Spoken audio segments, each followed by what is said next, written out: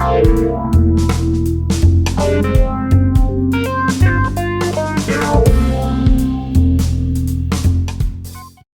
everybody, it's Ela, and I am an artist and a teacher from the San Francisco Bay Area, and we're under quarantine. That's basically what it is. Well, I'm sure this is going to be like, oh yeah, we know about that, in very little time. But meanwhile, I'm finding ways to keep my sanity, and I'm used to teaching and basically performing in front of a large group of people and showing them stuff and talking a lot. So I'm getting my yayas out. So I'm going to do my show and tell. So just so you know, anytime you see me in a video, I made whatever I'm wearing, just so you know. If I'm wearing a sweater, I knit that sweater. I knit this sweater. And I can mention patterns, but I tend to modify them pretty heavily. This is 2 different yarns being held together, you know. But I made this. And you're going to see me wearing a lot of the colors in this sweater, a lot of greens and tomato reds. But I am trying to break out into more blue. So yeah, I made the dress too.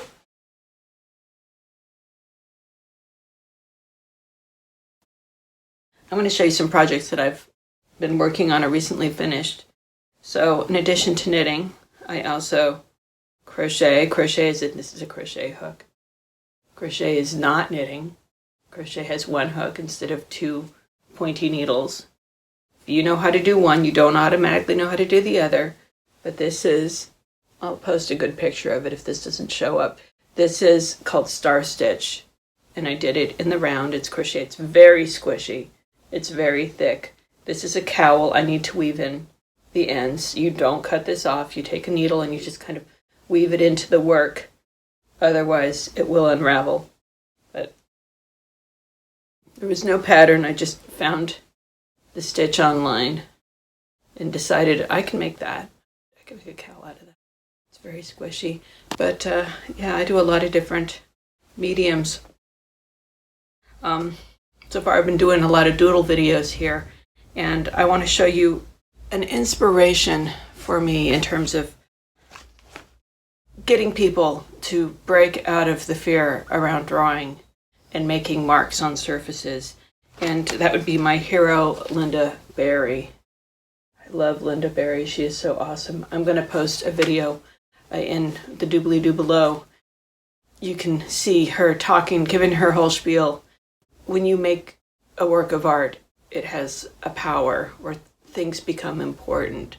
And she talks about the example of like the kid's stuffy, you know, the kid's toy that they need with them all the times and the power that it has. And how, you know, when you look at art or you look at something that's been made or just something that is important to you, kind of that line between reality and the imaginary and how the imaginary can feel real. And this is getting way too abstract. Make stuff. I'm getting deep.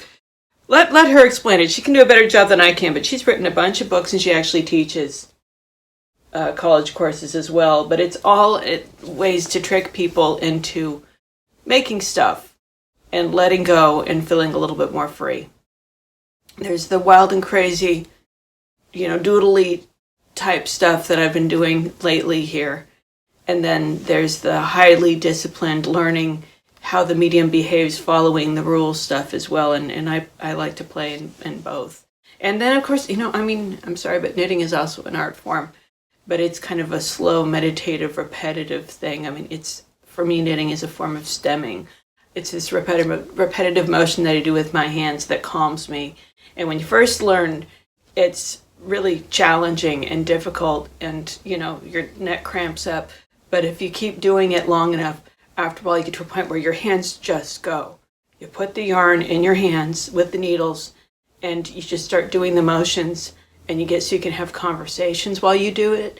You can watch movies. I can watch movies. I mean, you know, you can put a towel over my hands and they'll just keep going. It doesn't matter if I can't see them. But that's because I do it obsessively. You do anything obsessively and it becomes automatic. But there's still decision and art making involved. So, more cool stuff for show and tell. So Lynda Barry encourages, collage and playful, free type work. And I thought I would show some journals that I have. I used books to keep records of all my dates. It's a date book. I had a bunch of date books. And after the fact, they're nice. And I just felt like I needed to break free and make art. I had a long period when I really didn't do anything creative except maybe cook. So, I just started collaging. Anything I thought it was cool, I just glued it down. There we go. Reflection going on. Don't get uptight about rules or how you're supposed to do anything. Just do what makes you happy. If you want to draw. Drawing's too scary, then, do some collage. But do something to get you out of your head and, journal, keep some sort of record of this time.